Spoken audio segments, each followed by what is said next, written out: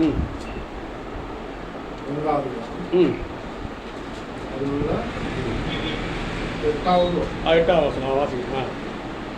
தேவனுடைய தயவுள்ள கரம் என்மேல் இருந்தபடியினால் ராஜா அவைகளை எனக்கு கட்டளையிட்டார். அப்ப பாருங்க, தேவனுடைய கரம் நம்ம மேல இருந்துன்னா நம்முடைய ஊழியம், நம்முடைய வாழ்க்கை எல்லாத்தையும் என்ன செய்தார்? ஆண்டவர் வந்து மாத்துறார்.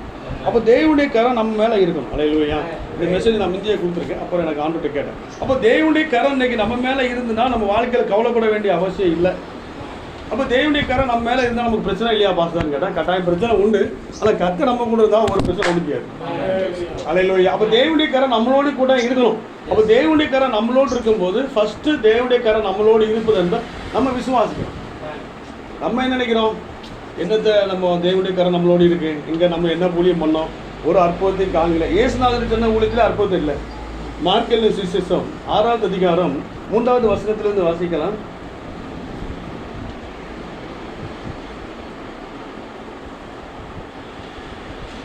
இவன் தச்சன் அல்லவா, மரியாளுடைய குமாரன் அல்லவா, யாக்கோபு, யோசா, யூதா, சீமோன் என்பவருடைய சகோதரன் அல்லவா, இவன் சகோதரிகளும் இங்கே நம்மிடத்தில் இருக்கிறார்கள் அல்லவா என்று சொல்லி அவரை குறித்து இடரில் அடைந்தார்கள். அவரை குறித்து இடரில் அடைஞ்சபடினால அங்கே இயேசு அற்புதம் செய்ய முடியல.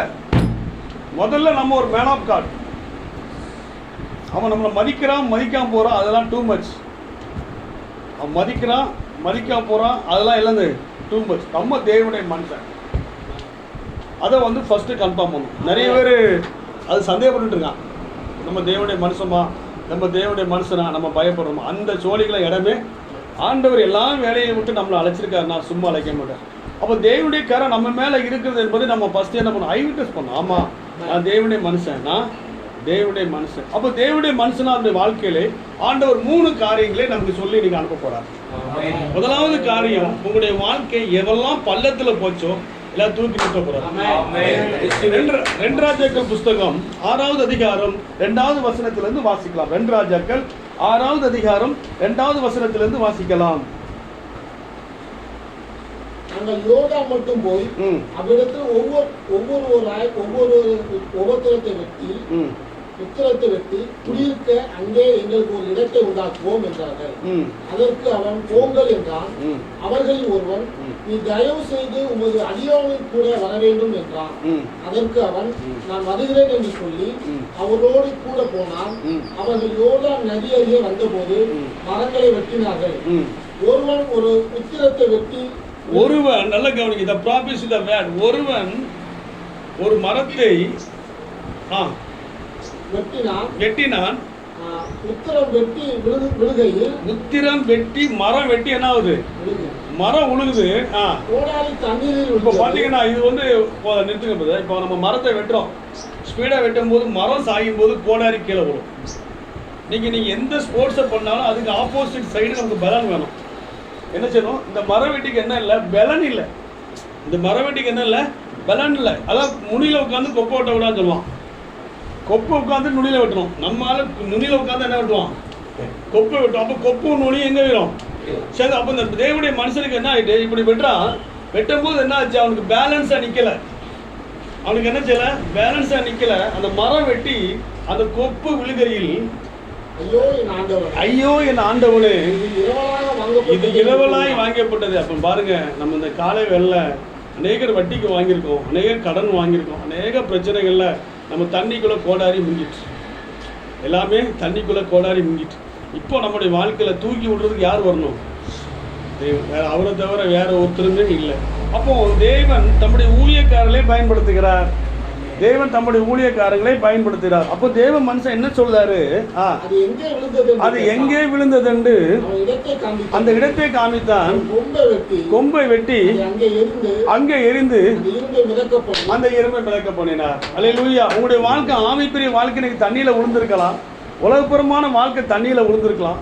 உடைய ஃபைனான்ஸ் இன்னைக்கு தண்ணியில உட்காந்துக்கலாம். ப்ராப்பர்ட்டி சொல்றாரு, எங்க விழுந்துச்சு நீ கவலைப்படாத, எங்க விழுந்துச்சுன்னு கவலைப்படாத, அந்த இடத்துல கொம்பை தூக்கி போடு, அது தண்ணியை மிதக்கப்படும்.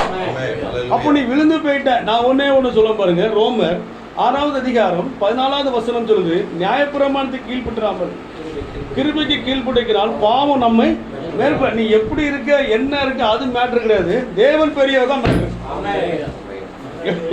சொல்லி ஏன்னா நம்ம தேவனுடைய கரத்தில் இருக்கிறோம், தேவனுடைய கரத்தில் இருக்கோம். அப்போ நம்ம பயப்பட வேண்டிய அவசியமே இல்லை. இன்னைக்கு தேவ மனுஷனுடைய வாழ்க்கையில் குற்ற உணர்வு அனைவரை படுத்துறது, அந்த சோழிக்கு இடமே இல்லை. அப்போ தேவ மனுஷனே இது இரவலாய் வாங்கப்பட்டது, எனக்கு கஷ்டமா இருக்குது, நான் எப்படி கொடுப்பது என்று சொல்லி கேட்குறான். அப்போ தேவ மனுஷன் சொல்றான், ஒரு கம்பை வெட்டி அந்த தண்ணியில போடட்டும். அப்போ தேவ மனுஷன் என்ன பண்ணியிருக்கான், கையை காட்டி எனக்கு பண்ணிருக்கலாம். ஏன் தேவ மனுஷன் செய்யலன்னா, என்னைக்குமே பைபிளுடைய பேட்டர்ன் என்னன்னா கிரியை, கிரியை இல்லாத விசுவாசம் செத்தது. இதே பேட்டர்னை ஜீசஸ் பண்ணுதாரு. எங்க பண்ணுதாரு வாசிக்கலாம். யோவான் சுவிசேஷம் 2வது அதிகாரம் 9வது வசனத்திலிருந்து வாசிக்கலாம். யோவான் 2:9 வாசிக்கலாம். அந்த திராட்சை ரசம் எங்கிருந்து வந்தது என்று அந்த தண்ணீரை மொண்ட வேலைக்காரனை எண்ணி பந்தி விசாரிக்காரனுக்கு தெரியவில்லை. அவர் திராட்சை ரசம் மாறினதை அவர் ருசி பார்த்த போது மணவாளனை அழைத்து, எந்த மனுஷனும் முன்பு நல்லா கொடுப்பான், திருப்பி கொடுப்பான், திருப்பி நீயோ அப்போ அடுத்து நம்முடைய அவமானத்தை மாத்துறாரு. இந்த கால வேளையில நம்ம யாரெல்லாம் எந்த காரியத்தை குறித்து அவமானப்பட்டோமோ, நம்ம குடும்பத்தினால் அவமானப்பட்டோமோ, நம்முடைய பாவத்தினால் அவமானப்பட்டோமோ, எந்த காரியத்தை அவமானப்பட்டாலும் கர்த்தர் 2 ப்ராஃபிட்டிக் வேலை சொல்றாரு. ஒன்னு, நீ விழுந்த இடத்துல எந்திரிச்சிருப்பா, ஒன்னு சொல்றாரு. 2வது என்ன சொல்றாரு, உனக்கு அவமானம் வரும். பாருங்க, அந்த கல்யாண வீட்டுல இல்லைன்னா அவமானம், அது தொட்ட பெரிய அவமானம். ஆனா தி ப்ராஃபிட் என்ன சொல்றாரு, எந்த இடத்துல அவமானம் கவலைப்படாத, அவர் அங்கேயே என்ன பண்றாரு, கிரியை பண்றாரு. என்ன பண்றாரு, குடத்தை தூக்கி வெளியே வைக்க சொல்லி ஜீசஸ் என்ன பண்ணிக்கலாம், தொடத்தை காமிச்சு வச்சிருந்தாருன்னா நம்ம எல்லாரும் நீங்க ரோட்ல நிற்போம். ஓ கர்த்தாவே, எனக்கு நீர் ஆசீர்வதி. அவர் வந்து வார்த்தையை விட்டு மாறாதவர். நீ என்ன ஊழியம் செஞ்சாலும் என்ன காரியங்களை பண்ணாலும் அதுல கர்த்தர் நிக்கணும். நீ கர்த்தரை தூக்கி வச்சு நான் பார்த்துக்கிட்டேன்னு சொன்னா வேலைக்கு ஆவார். இன்னைக்கு எல்லாரும் கர்த்தரை ஒதுக்கி விட்டு தான் அவன் பண்ணிட்டு இருக்கான். அதனாலதான் நிறைய வாழ்க்கை பிரச்சனை. அப்போ கர்த்தரை முன்னிட்டு போகணும். அவன் பணக்காரன் வந்திருக்கான், அவனுக்கு ஒரு செய்தியை கொடுக்கணும், அவனை இன்விடேஷன் பண்ண, அவனை முன்னால விடலாம் பேச்சு கிடையாது. இன்னைக்கு அதான் நிறைய சபை போயிட்டு நம்ம மனுஷங்க என்ன பண்ணிட்டோம், பிரியப்படுத்த பார்த்தோம். அவன் யாரா இருந்துட்டு போறான், நீ தேவ மனுஷன், நீ கர்த்தருடைய வார்த்தையை உடையவன், நீ பேசு. உனக்கு கீழே தான் அவனை கர்த்தர் கொண்டு வந்திருக்கிறாரு, நீ பயப்படக்கூடாது. அப்ப கர்த்தர் என்ன வார்த்தை சொன்னாரோ அதே வார்த்தை எலிசாவுக்குள்ள இருக்க ஆவி. ஜீசஸ் வந்து இவர் பிந்திரி எலியாவே காணப்பட்டார். பிந்திரி எலியாவே காணப்படும் போது அதே வார்த்தை எங்க வருது, ஜீசஸ் கிரைஸ்ட் வருது. ஜீசஸ் கிரைஸ்ட் என்ன பண்ணுறாரு, அது தண்ணியை பிளஸ் பண்ணல, எதுவுமே செய்யல, அது தண்ணியை ஊத்த சொன்னார். அப்ப அவர் தண்ணியை ஊத்துறது என்பதுன்னா என்ன அர்த்தம்னா, நீ எந்த ஊழியம் பண்றியோ, என்ன கஷ்டத்துல இருக்கையோ அதை ஆசீர்வதி. அத தண்ணி ஊத்துறது. அங்க ப்ராப்பர்ட்டி என்ன பண்ணுறாரு, கம்பத்துக்கு போடுறாரு. இந்த சின்ன நம்ம பெரிய ப்ராப்பர்ட்டி என்ன செய்தாரு, கம்பத்துக்கு போடுவார். கம்பு என்பது ஒரு மனிதனை குறிக்கிறது. எப்படி நீங்க சொல்லி பார்க்கலாம், ஆதியாகமம் முதல் வெளிப்படுத்தின விசேஷத்தை பார்க்கும்போது அவன் சொல்லுகிறான், கூடனை பார்த்து சொல்லுகிறான், என்னை காண்கிறாய், அவன் மரத்தை காண்கிறேன் சொல்லனா சொல்லலையா. இதை இன்னும் பார்க்கலாம். சங்கீதம் 1வது சங்கீதம் சொல்லுது, துன்மார்க்குடைய ஆலோசனை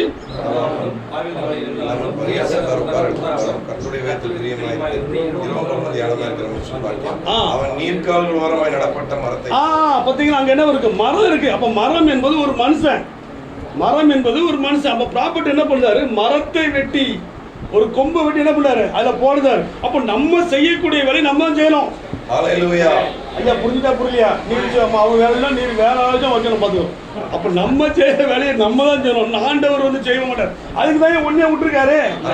நீ அதே பாடு தூக்கிட்டு இப்படி உட்கார்ந்த கதை வேலைங்காது. அப்ப எத்தனை வருஷம் ஆகி ஊழியம் முன்னேறன்னு சொன்னா நீ வந்து சரியா இல்ல அர்த்தம். ஏனோ ப்ராப்பர்ட்டை விடணும், அந்நிய பாசை வைக்கிற விடணும். நீ ஒழுங்கா ஜெபம் பண்ணா வார்த்தை மாறும். ஜஸ்டின் ஒருத்தங்க, ஜஸ்டின் ஒரு 15 வருஷத்துக்கு முன்னால அவருக்கு வந்து ஒரு சாட்சி. இந்த என்னுடைய ஃப்ரெண்ட்ஸ் எல்லாம் நிறைய பேர் ஊழியர் மீட்டிங் நடத்துவாங்க. அப்போ ஒரு வாட்ச் தான் கொடுப்பாரு. ஆமா பிரதர், ஜஸ்டின் வந்து ஊழியர் மீட்டிங் நடந்து வாட்ச் கொடுப்பாரு கிஃப்ட். அப்போ ஜஸ்டின் மதுரை ஜஸ்டின் தெளிவா சொன்னா புரியும். மதுரை ஜஸ்டின் பாஸ்டர் அவர் ஜெபம் பண்ணி கொடுப்பார். அப்போ ஒரு குரூப் அவரை கூப்பிட்டு, ஏய் அவர் கிரேஸ் பேசுவார், அது பேசுவார், இது பேசுவார். கூட்ட வீட்டில் என்ன உண்டாயிட்டு, குழப்பம் உண்டாயிட்டு. உடனே அந்த பாஸ்டர் சொன்னார், அவர் கூட்ட பெந்தேகோஸ்து பாஸ்டர், யாரு எப்படி வந்தாலும் இல்ல, இந்த இடத்துல வரும்போது கர்த்தர் மாத்துவார் ஆடுறான்னு சொல்லி வச்சு நல்ல ஜெபம் பண்ண. அவர் வந்தாரு, அவர் சொன்னாரா, நான் வரும்போது வேற ஒரு மெசேஜ் யோசித்து வந்தேன், இங்க வந்து ஒரு பிரச்சனையே மாறிட்டு அங்க பேசி எல்லாரும் கிஃப்ட் கொடுத்துட்டு போனார். அப்ப பாருங்க, மாத்துறது யாரு, தேவன். அப்போ பேசுறது நீங்கள் இல்ல, உங்களுக்குள் ஆவி. அப்ப நான் வெளியே போய் போகும்போது கர்த்தர் பேசிதான் வந்தேன், அதனால எடுத்தேன், இல்லைன்னு எடுத்துக்க மாட்டேன். அப்ப எதுக்கு நான் நம்ம கிட்ட ஒண்ணுமே இல்லை, அதனால ஐயாவை ஜெபிக்க சொன்னேன். இன்னொரு சாட்சிக்காண்டி நான் எடுத்த ஒரு செய்தி ஒரு வேற. அப்போ நம்ம சாட்சியை உறுதி, எனக்கும் பேசினாரு, ஆனால் இன்னொரு பேசும்போது உங்களுக்குள்ள ஒருத்தர் பேச உறுதிப்படுவோம், உறுதிப்படணும்ல. அப்போ உறுதிப்படதான் பேசுனேன். அப்போ பேசும்போது அப்போ அவர் எல்லாரும் கிஃப்ட் கொடுத்துட்டு போல. நல்லா கவனிங்க. அதே போல நீங்க செய்யற ஊழியத்தில் 5 வகையான ஊழியத்தை பயன்படுத்துங்க. கொத்தனார் வந்து செங்கல் தான் கட்ட முடியும், காங்கிட்டு அடிக்க முடியாது. காங்கிட்டு கல் அடிக்கிறது தான் வருவான். கம்பி கட்டுறவன் வேற ஒர்க்கு. நீ இல்ல கொத்தனாரே ஜெயிச்சு அவன் என்ன செய்வான்? அவரால் என்னங்க செய்ய முடியும்? ஏப்பா கம்பி அடிக்க சொல்லிட்ட, சரி பரவாயில்ல, ஒரு வாரம் இல்லை, ஒரு மாசம் போகும். தம்பி கம்பி கையை பட்டுட்டான், எப்படி கட்டணும் தெரியலையே. அது கட்டுறதுக்கு ஒருத்தர் இருக்கான். நீ உன் கம்பி கட்டு, செங்கல் கட்டுறதா உன் வேலை, செங்கலை மட்டும் கட்டு. பில்டிங் கட்டுறது யாருடைய வேலை? கொத்தனாருடைய வேலை. ஒவ்வொருத்தரும் ஒவ்வொரு பாட்டு இருக்கான். டைல்ஸை ஒருத்தன் போட முடியுமா? சாதா போட முடியுமா? கல்லெல்லாம் உள்ளே போயிடும். அப்போ அது எதுக்கு போடதான் இன்னைக்கு அநேகர் பில்டிங் ஆடிட்டு இருக்கு. அநேகர் பில்டிங் எப்படி இருக்கு? அந்த நாளிலே வெளிப்படும். ஆண்டவர் சொன்னார், எந்த நாளில் வெளிப்படும்? அந்த நாளில் வெளிப்படும். திண்டுக்கல்ல ஒரு பெரிய பழமையான ஒரு போதகர் உண்டா. அவர் நிறைய ஊழியம் பண்ணாராம், ஆத்மாவே வரலையா. அப்போ அவர் இறந்து போனாராம். இறந்து போன ஒரு பையன் ஊழியம் பண்ணார், ஏஜி நினைக்க. ஆனால் இன்னைக்கு பார்த்தீங்கன்னா சரிய க்ரௌட், கர்த்தர் கும்பல் கும்பலா கூட. அந்த காரணம் என்ன? அந்த ஐயா பண்ண ஜெபம் அநேகரை கொண்டு வந்துட்டு. அப்போ எந்த கிருபை உங்களுக்கு இருக்குதோ அதை செய்ய வேண்டிய ஊழியத்தை உறுதியாக செய்யணும். நீங்க செய்யற ஊழியத்தை செப்பு செய்யாம அந்த தோந்துட்டா ஒன்றும் வேலைக்கு ஆகாது. அப்போ நல்ல சிற்பாரி எப்போ நான் அஸ்திபாரன் போட்டேன் அப்படின்னு பவுல் வந்து சொல்றாரு. அப்போ நம்மளுடைய பில்டிங்ல வந்து கெட்டாட்டா பிரச்சனை, நம்மளே எல்லாம் பார்த்துருவோம் சொன்னா பிரச்சனை. கரெக்டா? அப்போ நம்முடைய வாழ்க்கையில எல்லா ஸ்டீரிங் 1 2 3 4 எதுக்கு வச்சிருக்கான்? அப்படியே அனுப்பிடலாமே. கியரை வேடுபல வரும்போது பிரேக் மிதிக்கணும், லெஃப்ட் வரும்போது கியரை ஸ்லோ பண்ணணும், எல்லாத்தையும் பண்றதுக்கு ஒவ்வொரு வச்சிருக்க. அப்போ ஆண்டவர் உலக பிரமாணத்து காரியத்துக்கே இப்படி வச்சாருன்னா ஆவிக்குரிய வாழ்க்கை அதை விட மேல சொல்றாரு. அப்போ எந்த வார்த்தையை பயன்படுத்தணுமோ அந்த வார்த்தையை பயன்படுத்தணும். அதுதான் பைபிள். நம்ம வந்து பயன்படுத்தாம இல்ல. உன் செய்திக்காண்டி ஒரு 10 மணி நேரம் காத்துரு. திங்கக்கிழமை ஞாயிற்றுக்கிழமை செய்தி 7 மணி நேரம் காத்துரு. திங்கக்கிழமை 2 மணி நேரம் காத்திருக்கா, பரவாயில்ல. செவ்வாய்க்கிழமை 2 மணி நேரம் இரு. அப்போ 5 நாளைக்கு எத்தனை மணி ஆச்சு? அவன் கொடுக்குறான், கொடுக்க அதை பத்தி பேசுறது. நீ பேசவே மனம் முறைக்கப்பட்டுருவான். அடுத்த மாத்த போறான் சபையை. அப்போ பாத்துக்கோ. அப்போ வந்து இதை பண்ண எங்களை கூப்பிடுங்க. அப்போ வந்து எதுக்குல அப்போ வந்து அவன் உழைச்சிட்டானா மேட்ரு முடிஞ்சு. அவன் சொல்லுவான், ஐயா இத்தனை வருஷமா எவ்வளோ மெசேஜ் கேட்டாங்க, இன்னைக்கு பேசுறது மாதிரி பேசவே இல்லையா, கர்த்தர் உடம்பும் பேசிருக்காங்க. அதான் வார்த்தை. இன்னைக்கு நம்ம எல்லாம் போறோம், இந்த பிரசங்கத்தை பண்ண போறோம். 10 மணி நேரம் காத்திருக்க போறோம். எதுக்கு? ஒரு மெசேஜ். ஒரு அரை மணி நேரம் பேசுறதுக்கு 10 மணி நேரம். ஒரு பாஸ்டர் என்ன சொன்னாரு, பிரதர் நம்ம ரொம்ப எலிசா நம்ம சம்பாதிக்கணும். என்ன சம்பாதிக்கும் அப்படின்னு கேட்டேன். நீங்க 10 நிமிஷம் செய்தி கொடுக்கீங்க, அரை மணி நேரம் செய்தி கொடுக்கீங்க, இவ்வளவு காணிக்க வாங்குறீங்க அப்படின்னு சொன்னாரு. அப்போ நான் சொன்னேன், அப்போ அவர் சொல்லும் போது எனக்கு கொஞ்சம் யோசனையா இருந்தது, அந்த ஆள் இப்படி பேசுறாரு. அப்போ பாருங்க எவ்வளோ கிரேஸ். அப்போ நான் சொன்னேன், அப்போதான் எனக்கு கர்த்தர் லீவ் பண்ண, நம்ம மிலிட்ரி மாதிரி. நம்ம யார் மாதிரி? மிலிட்ரி. அவருக்கு அது சொல்லுங்க. மிலிட்ரி வந்து எப்பவுமே அலர்ட்டா இருக்கணும். அவன் தூங்கிட்டாலும் கதை முடிஞ்சு. அப்போ நான் சொன்னேன் 24 hours நம்ம காத்திருக்கோம். அவன் வந்து நம்ம ஒரே நேரத்தில் 10 நிமிஷம் பேசானா அவ்வளவு நேரம் காத்திருந்து தான் கொடுக்கும். அப்போ உன்னை குறித்து ஆவியானவர் பேசும்போது எந்த சக்தியும் விடக்கூடாது. மழையானைக்கு பெய்யாது. ஏன்னா நம்ம எங்க இருக்கோம்? தேவனுடைய கையில இருக்கோம். எதுவும் பயப்பட வேண்டிய அவசியமே இல்ல. தூக்கி அடிச்சு பேசு, பாத்துக்கலாம். உலகத்தில் இருக்கு நம்ம இருக்கிறவர் பெரியவர். அந்த காலத்துல அப்படிதான் பிரசவம் பண்ணிருக்கலாம். அதான் அவன் உடம்பு உடைக்கப்பட்டிருக்கான். அதப்போ வந்து நம்ம என்ன செய்யறோம், ஐயா வந்திருக்காரு ரொம்ப ஹார்டா பேசி அவர் வேற வருத்தப்படாம, எந்த வருத்தமும் கிடையாது. நம்ம பேசுற பிரசவத்தை வாங்கி பண்ணிடு. அப்போ அந்த 10 மணி நேரம் நீ ஜெபம் பண்ணி பாரு. அது 4 மணி நேரம் அந்நிய பாஷை வியாக்கியானம் பண்ணு. அந்நிய பாஷை உட்கார்ந்து கர்த்தர் ஒரு வார்த்தையை கொடுப்பார். கொடுத்தாரு பார்த்தீங்களா? அதான் செக் பண்ணேன். நான் ஒரு செய்தி எடுத்தேன், ஆனால் நம்பல. ஏன்னா ஊழியர் மீட்டிங்கா இருக்குதால இன்னும் கொஞ்சம் எக்ஸ்பர்ட்டா பேசுங்க. அப்ப பேசுறது கர்த்தர்.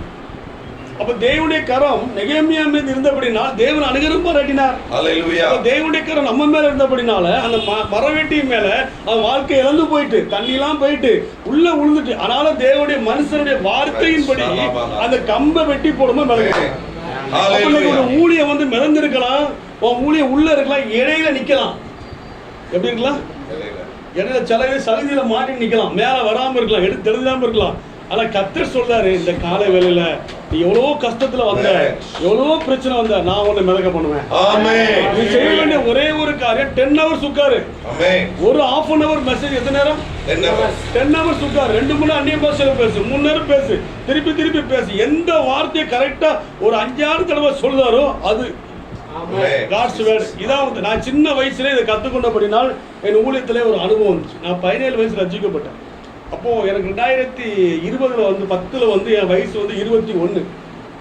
2010 அப்படியே ஒர்ஷிப் பண்ணிட்டு இருக்கோம். 6வது மாசம் கர்த்தர் சொல்ல, நான் உன்னோடு கூட இருப்பேன்.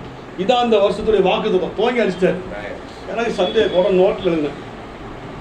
இதை கொண்டு பாஸ்டர்ட்ட கொடுக்கவா வேண்டாமா, கொடுக்கவா பண்ணுவேன். நோட்டில் டைரியில் எழுதிட்டேன்.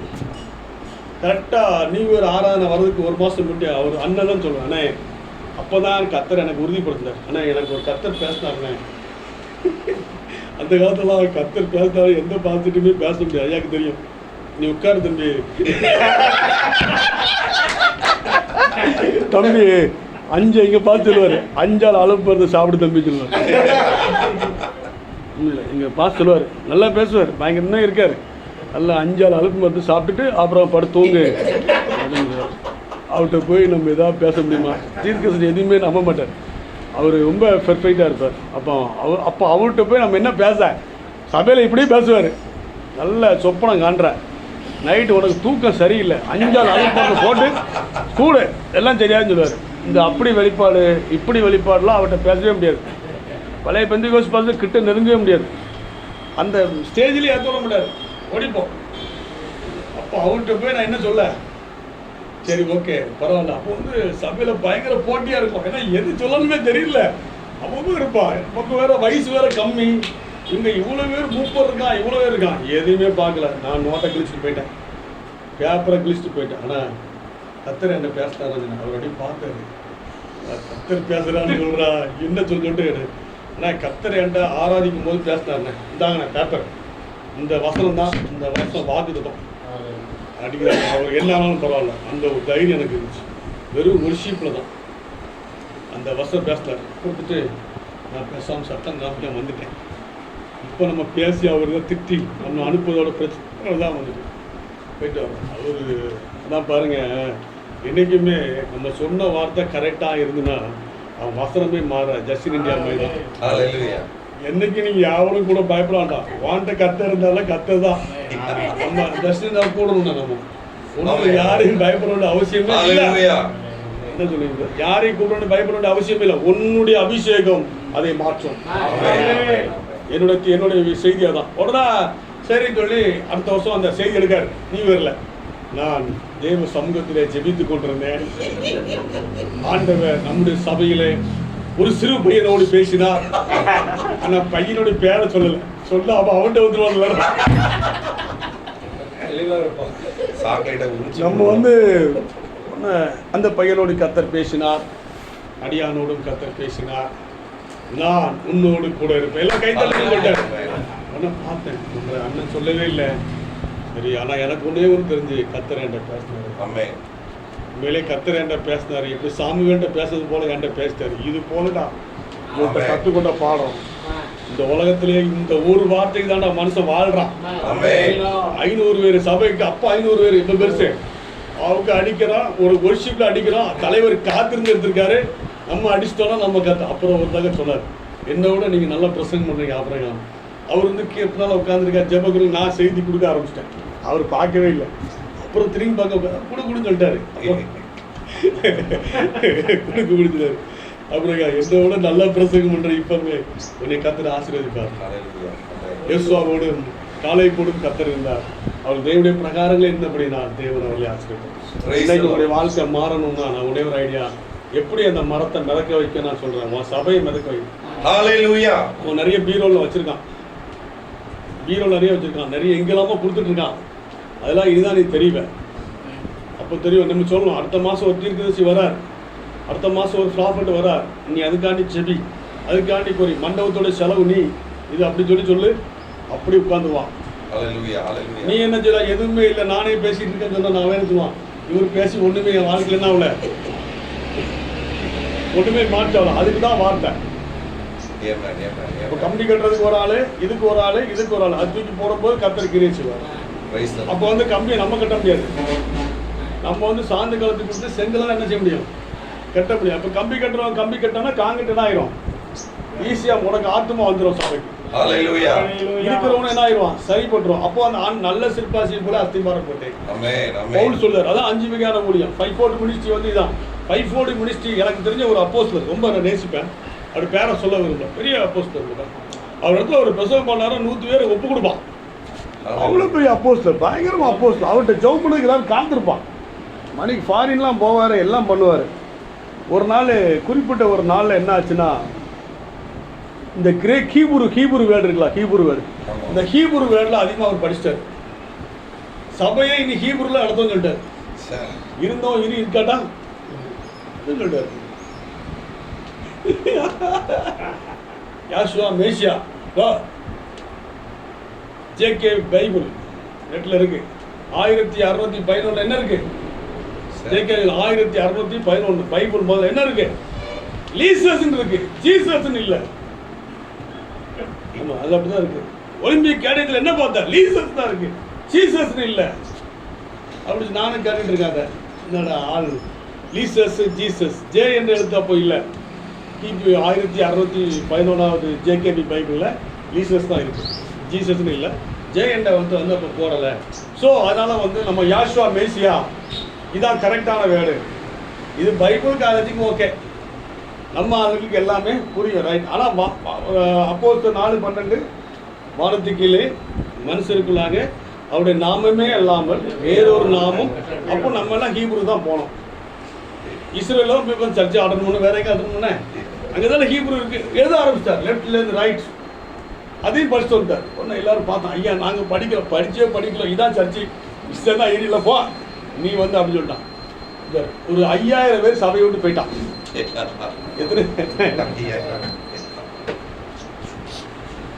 அவருக்கு பென்ஷன் வருது.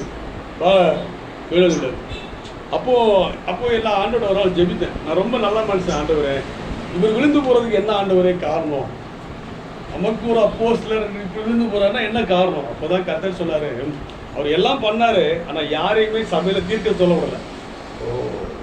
யாரையுமே சபையில என்ன செய்யல, தீர்க்கனா சொல்ல விடல. யாரையுமே சபையில வெளிப்பாடு சொல்ல விடல. என்ன வெளிப்பாடு, எங்களுக்கு கொஞ்சம் வெளிப்பாடு வந்துருமா உட்கார் அப்படின்னு சொல்லி எல்லாரும் உட்காருங்க உட்காருங்க உட்காருங்க சொன்னார். அவரு கூட ஒருத்தர் 25 வருஷமா உடன்படியார். எத்தனை வருஷமா, 25 வருஷம். அப்போ அவர் எப்படி 25 வருஷம் உடன்படியார், அவர் எப்படி இருப்பாரு, அவரை ஒருத்தங்க நான் பார்த்தேன். நீங்க யாசுவா மேசியா ஓகே நான் கிளம்புறேன்னு அவர் பெரிய அவரு கிளம்பிட்டார். அவரை பார்த்தேன், ஐயா எப்படி நீ வேற ஆபிரகாம், அந்த கதை பெரிய கதை உட்காரு அப்படின்னு பார்த்தேன். அவருக்கே அம்மாத்திரம், நமக்கெல்லாம். அப்ப பாருங்க, பரங்களையும் தீர்க்க தரிசனங்களையும் நாம் விசுவாசிக்க வேண்டும். தீர்க்க தரிசனம் இல்லாத சபையில் ஜனங்கள் எப்படி அவங்க சீர்கெட்டு போவாங்க. நீ உன் பிள்ளையை கண்டிக்காட்ட நாளைக்கு சொல்லுவான், பாஸ்டர் நீ ஒழுங்கா செய்திருக்கப்பா. ஆமா, இன்னைக்கு வந்து அப்படி இருக்கு. அப்ப பாருங்க, தேவனுடைய வார்த்தையை பயன்படுத்தும் போதுதான் விடுதலை. அப்ப தேவனுடைய வார்த்தையை பயன்படுத்துறாங்க என்ன இல்ல, விடுதலை இல்ல. அவர் கொம்பை போட்டாரு, அந்த கொம்பு வார்த்தையா இருந்துச்சு, அந்த வார்த்தை என்னாச்சு. அப்ப இன்னைக்கு கர்த்தர் உங்க சபைக்கு என்ன வார்த்தை கொடுக்காரோ, உங்களுக்கு என்ன வார்த்தை பேசுறாரோ அதுல ஸ்பிரிட் பண்ணுங்க. அது வந்து ஜனங்களுக்கு தைரியமா சொல்லுங்க. ஆண்டவரே சொன்ன வார்த்தையின்படி உங்களை ஆசீர்வதிங்க. ஒரு சபையில நடந்த காரியம், பழைய சபையில நடந்த காரியம், ஒரு அம்மா வந்து வீடு விற்கணும்னு சொல்லி உட்கார்ந்துருக்கு. கர்த்தர் சொன்னாரு, இழந்து போன திரும்பி பெற்றுக் கொள்வாங்க, விற்கான அதே வார்த்தையை விசுவாசித்தா அந்த அம்மா வீடு விற்கலாம். அப்ப கர்த்தர் உங்களுக்கு என்ன வார்த்தையை பிரசங்கம் பண்ணாரோ அதே பிரசங்கமனுடைய அனாயிட்டி அந்த இடத்துல இருக்கு. அதை வந்து நீங்க மாற்ற வேண்டிய அவசியமே இல்லை. அப்ப தேவனுடைய மனுஷனால 2 ஆசீர்வாதம் வந்துச்சு. ஒண்ணு இழந்து போன ஆசீர்வாதம் மேல வந்துச்சு, 2வது நமக்கு அவமானம் நிந்தியே கர்த்தர் மாற்றப்படலாம்.